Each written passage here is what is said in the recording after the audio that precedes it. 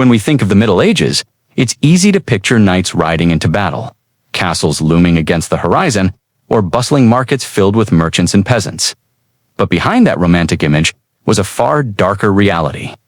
Life was short, brutal, and always haunted by the shadow of death. A medieval villager lived each day knowing death could come suddenly and not gently. It might strike with disease, it might come on the battlefield, or it might arrive at the hands of an executioner. There was no guarantee of peace, no assurance of dignity. People didn't just fear dying, they feared how they would die. Plague and famine already claimed countless lives, but worse still were the punishments and executions carried out by both church and crown. Death wasn't just a biological end. It was turned into theater, into a public spectacle that entire communities gathered to witness. To die in the Middle Ages often meant not just pain, but humiliation, with your suffering transformed into a lesson for others. Take the hanging rope, for instance. Hanging was one of the most common execution methods, but it was rarely quick. The condemned were paraded through the streets, their crimes announced to the crowd, and then hauled onto a wooden scaffold. When the trapdoor opened or the cart was pulled away, death did not always come instantly. Often the neck failed to break. Instead, the victim kicked and thrashed, clawing at the rope in a desperate struggle for air. The crowd would watch this grim dance for minutes, sometimes even longer, as life slowly slipped away, and hanging was considered almost merciful compared to some punishments. Medieval justice was rooted in fear. The more painful and public the death, the stronger the warning it sent to everyone else. Executions weren't only about eliminating criminals, they were designed to showcase power. The spectacle of death was part punishment, part entertainment. Children climbed onto their father's shoulders to see. Vendors sold food to the crowd. Priests preached about sin and salvation, while the condemned begged for forgiveness. It was a communal ritual of violence, and it was woven into everyday life. This obsession with death wasn't just about the law. Even in ordinary households, people lived under constant reminders of mortality. Families buried children at a young age. Women risked death in childbirth. Soldiers returned, maimed or not at all. Priests reminded parishioners every Sunday that their souls could be claimed at any moment, and that their eternal fate hung on confession and obedience. For medieval people, dying wasn't the exception, it was the rule. The real question wasn't whether you would die young, but whether your death would be quick or unbearably cruel. Few punishments in the medieval world carried more terror than being burned alive. Fire was seen as purifying, capable of cleansing sin from both body and soul. And so, when authorities wished to make an example of someone, particularly heretics, witches, or those accused of crimes against the faith, they chose the flames. The process began long before the fire was lit. The condemned were dragged through the streets in chains, forced to carry signs or wear humiliating garb that announced their crimes. Sometimes their heads were shaved, sometimes their faces smeared with ash or tar. It was important not only to kill the body, but also to strip away dignity. By the time they reached the place of execution, they were already broken down in the eyes of their community. At the stake, the victim was bound with rope or chains. A tall wooden post rose above a heap of dry wood, straw, and pitch. For some, a small pouch of gunpowder was hung around the neck as a supposed mercy, meant to explode in the heat and end things quickly. But more often, there was no such reprieve. The executioners would light the edges first, allowing the fire to creep inward, slow and deliberate. Those watching, and there were always crowds, would see the condemned thrash, cough, and scream as smoke filled their lungs. The flames licked higher, consuming clothing, hair, and finally flesh. Sometimes the execution lasted half an hour or more, every second intended as a warning. And if the victim managed to remain silent or cry out prayers until the end, it was often taken as proof of their innocence or sanctity. But that recognition did little to ease their suffering. For women, the punishment carried another layer of horror. In many regions, burning was considered more modest than hanging or beheading, since it avoided public exposure of the body after death. In reality, it only added further humiliation. Entire towns turned out to watch wives, daughters, and mothers reduced to ash under the gaze of their neighbors. The fire devoured everything, but the memory of it lingered. People who witnessed a burning never forgot it. The smell of charred flesh, the sound of screams carried on the wind. The sight of a human form collapsing into cinders. it etched itself into the collective imagination. Burning alive was not just a punishment, it was ritualized terror, designed to remind everyone present that power lay not in mercy, but in fear. If burning alive was fire's cruelty, then the breaking wheel was steel's brutality. Known across Europe simply as the wheel, this punishment was among the most feared and agonizing deaths of the Middle Ages. The condemned would first be dragged into the square, often after a savage beating or ritual of humiliation. Their arms and legs were then splayed out across a large wooden cartwheel, raised high, so that all could see. The executioner, wielding an iron cudgel or hammer, began the grim task, smashing the bones of the victim limb by limb. The blows were calculated, not meant to kill outright, but to shatter. The arms were broken first, then the legs, then the ribs. Each drag turned bone to splinters, flesh to pulp. Onlookers described the sound as a sickening crack that echoed across the crowd. Once the body was broken, the wheel itself became the instrument of torture. The shattered figure was woven between its spokes, twisted into grotesque shapes, tied in place so the mangled body could not slip free. The wheel was then hoisted upright, mounted on a pole for all to see. There the victim remained, alive but immobilized, left to the mercy of the elements, the crows, and their own unbearable pain. Some lingered for hours, others for days. A lucky few were given what was called the coup de grace, a final, merciful blow to the chest or head. But many did not receive such kindness. They died slowly, exposed to sun and rain, their cries carrying into the night. The wheel was not only punishment, it was spectacle.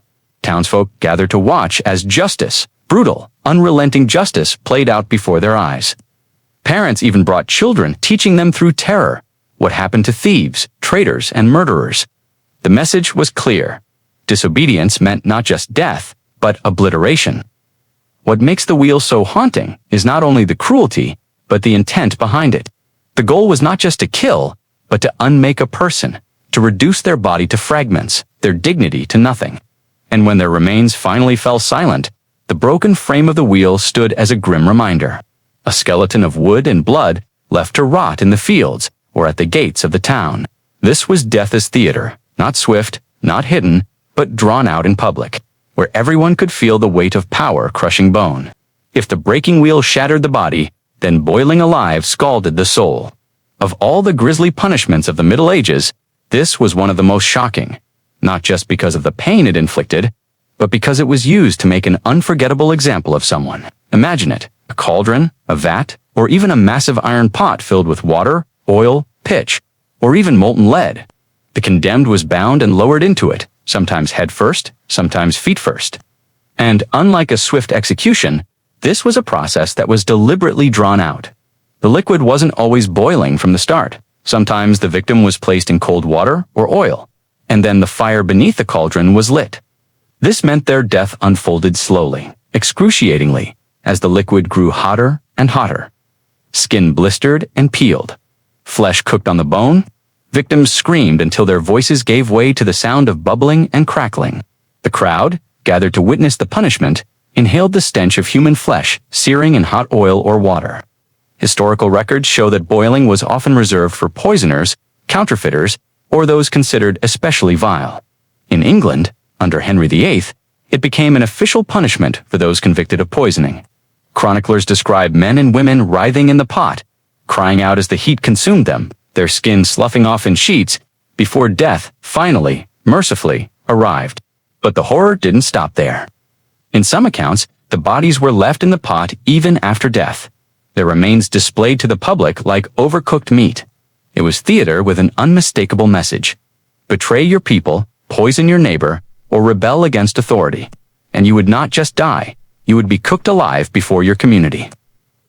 What makes this punishment especially terrifying is how it combined the most ordinary element of daily life, cooking, with unthinkable cruelty. Pots, cauldrons, and boiling water were part of every medieval household. To see them twisted into tools of death blurred the line between the safety of the hearth and the horrors of execution. And so, boiling alive became one of the darkest spectacles of medieval justice. It didn't just kill the body, it destroyed the boundary between everyday life and unimaginable suffering. If there is one execution that symbolizes the terror of the medieval age, it is being burned alive at the stake. Fire was not only a tool of death, it was a tool of spectacle, of symbolism, and of fear. For centuries, this punishment was closely tied to heresy, witchcraft, and crimes against God. Unlike hanging or beheading, burning was not meant to be quick. It was meant to purify the soul through fire, to make the condemned suffer visibly, and to sear a warning into the minds of all who watched. Picture the scene. A wooden stake erected in the town square, surrounded by bundles of kindling and logs stacked high. The condemned was tied tightly, sometimes with iron chains, sometimes with ropes that would snap as the fire grew hotter. In some cases, a pouch of gunpowder was hung around the victim's neck to hasten death, but this was a mercy rarely granted. The executioner lit the pyre, and the flames began to creep upward. At first, the victim might choke on the smoke, gasping and coughing as the heat licked their skin. As the fire intensified, clothing and hair caught, skin blackened, and the body convulsed. Victims often cried out prayers or screams that were quickly drowned in the crackle of fire and the roar of the crowd. The pain was unimaginable. The human body does not die instantly in fire. The feet and legs char first, muscles contracting so violently that bones sometimes snapped. In some cases, executioners deliberately arranged the pyre so that the victim would burn slowly, the flames reaching the chest and head only after long, agonizing minutes. And yet, burning alive was not just about pain. It was theater, orchestrated to terrify. The church often staged these executions as public rituals. Heretics were marched in procession, their crimes read aloud before the fire consumed them. Witches, accused of consorting with the devil, were bound and condemned while townsfolk prayed for their souls. The execution of Joan of Arc in 1431 remains one of the most infamous examples. Accused of heresy and witchcraft, the 19-year-old was tied to a stake in Rouen. Eyewitnesses wrote of her praying as the flames rose, her voice crying out Jesus until it was silenced by smoke and fire. Her ashes were thrown into the river, ensuring no relics of her body would remain for veneration. For the audience, burning alive was both a warning and a spectacle. It was a reminder that faith could save you or condemn you. It was also a grim form of entertainment, a chance to gather, to watch, and to whisper about the sins of the condemned, as the air filled with smoke and the stench of burning flesh. At the medieval imagination, fire cleansed. But for those tied to the stake, it offered no purification, only one of the most excruciating deaths ever devised. If burning alive was the punishment of fire, then flaying alive was the punishment of the blade. Few deaths in medieval Europe inspired as much dread as this one. To be flayed alive was to be stripped of the very thing that marked you as human, your skin. The process was as cruel as it was deliberate. Victims were bound tightly, often spread out on a rack or tied to a post, so that the executioner could work without resistance. Using knives, sharpened like razors, they would begin peeling the skin away from the body, sometimes starting at the feet, other times from the face or hands, where the pain was most immediate. The first cuts opened raw nerve endings, producing agony so intense that many victims fainted, only to be revived so the torment could continue. Flesh curled back like parchment, muscles and sinews were exposed, and blood poured freely. Death did not come quickly. It could take hours before shock, blood loss, or organ failure brought release. But flaying was not merely punishment. It was spectacle, and it carried deep symbolic meaning. The condemned were often accused of treason, blasphemy, or betrayal. Their skin was removed to strip them of their identity, to turn them into a warning, literally displaying what happened when someone turned against the order of the realm. One of the most infamous examples occurred in 13th century England, when a corrupt official named Hugh Despenser was executed by accounts describe his body being cut apart, his skin paraded before the crowd as proof of justice served. In the Low Countries, flayed criminals' skins were sometimes nailed to the doors of city halls. Grim reminders that the law could quite literally get under your skin. Religious symbolism was never far away. Skin was seen as the cloak of sin, and to remove it was to expose the soul in its rawest state. Some medieval chroniclers even wrote of flaying as a form of purification, a grotesque ritual of justice that erased the sinner by peeling him away piece by piece. The psychological horror of this punishment cannot be overstated. To see a human being reduced in this way was to see the fragility of flesh, the thin veil that separates life from death. For the crowds who gathered, it was both a warning and a morbid fascination. For the victim, it was the purest form of living nightmare. Pain without end until death finally, mercifully, arrived. In a world obsessed with sin, betrayal, and divine punishment, flaying alive was the ultimate lesson that the body itself could become a canvas of justice, carved open for all to see. Not every horrific death in medieval Europe came with fire, steel, or spectacle. Some were quieter, slower, and in many ways more terrifying, because they left the victim to fight against time itself. Few punishments captured this cruelty more than starvation, the oubliette, and the dreaded burial alive. The word oubliette comes from the French oubliette, to forget, and that's exactly what it was. A prison designed not for holding, but for erasing. Oubliettes were small, vertical dungeons, often no wider than a man's shoulders, built deep into the stone foundations of castles. Prisoners were lowered into these pits and left there in darkness. There was no room to sit, no space to lie down, and no way out. The only company was the smell of damp stone, the sound of rats, and the suffocating knowledge that no one was coming back. Some victims starved in days. Others clung to life for weeks, lapsing into delirium as thirst shriveled their bodies. Medieval chroniclers describe bones being found at the bottom of oubliettes decades later. Mute reminders of those who had been forgotten. But starvation wasn't always confined to the dungeon. It was sometimes used as punishment in itself, a slow, torturous death designed to break the will. A prisoner might be chained in public and denied food, left for the crowd to watch as flesh wasted away. It was a death that mocked the very basics of human survival, and it carried a cruel irony. Food was everywhere, yet just out of reach. Then there was burial alive, a punishment reserved for crimes considered especially shameful, often for women convicted of infanticide or breaking their vows of chastity. Unlike a public execution, this was a quiet, hidden death. The condemned was lowered into a pit or coffin, sometimes with only enough air to prolong their suffering. Imagine the terror, the first clods of earth striking above, the walls of soil pressing closer, the air thinning with every breath. Some tried to claw their way out, only to break their nails against wood or dirt. Others simply screamed until the earth swallowed the sound. Death came by suffocation, panic, or exhaustion, but never quickly. What made these punishments especially horrific was their psychological weight. Fire and blades brought pain, yes, but they also brought an end. Starvation, oubliettes, and burial alive offered no such mercy. They turned time into a weapon, forcing the condemned to face not just death, but the slow, creeping certainty of it, and for those left behind, the families, the communities. These punishments carried an extra sting. They erased the dead without the dignity of burial rites, without the closure of final words. They were deaths that stripped away not just life, but memory itself. If there was one execution designed to make a statement, it was dismemberment.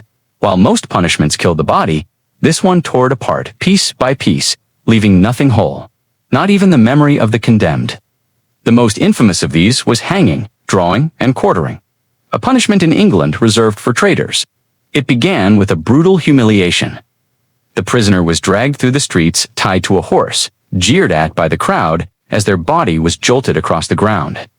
When they finally reached the gallows, the real nightmare began. They were hanged, but not until death, only until they were choking, thrashing, half-conscious. Then came the drawing. Disembowelment performed in public, their entrails burned before their eyes. Finally came the quartering. The body hacked into 4 pieces, the head severed, each part displayed across the kingdom as a warning. Castles, bridges, and city gates became macabre signposts of power, decorated with the rotting remains of the condemned. But quartering wasn't confined to England. Across Europe, similar punishments awaited rebels and criminals considered too dangerous to live, or too dangerous to be remembered with dignity. In France, Germany, and Italy, wheels and axes were used to carve human beings into political symbols. The message was clear. Rebellion didn't just cost you your life, it destroyed the very integrity of your body. There were other variations, just as grotesque. Some condemned were torn apart by horses, each limb tied to a different beast, before they were whipped into opposite directions. Chroniclers describe the cracking of joints, the slow tearing of sinew, the scream that echoed until the body gave way. What made quartering particularly horrific wasn't only the pain, but the intention. These punishments weren't designed merely to kill. They were meant to annihilate, to rip away the idea of the traitor as a person, to scatter their body like refuse, to erase them from the collective memory. It was death as propaganda, and propaganda written in blood. And yet, here we are, centuries later, still speaking their names, still telling their stories. The punishments may have been meant to destroy, but they survive in history as grim reminders of just how far human cruelty could go. From burning alive to the oubliette, from starvation to quartering, medieval Europe found endless ways to turn death into spectacle. But what unites all of them is this: they reveal a society where power was measured not just in laws or armies, but in the ability to decide how, and how terribly, a person could die. And perhaps the most chilling thought is this: for medieval people, these horrors weren't stories. They were lived realities, suffered in flesh and bone. For them, the worst ways to die weren't history, they were life.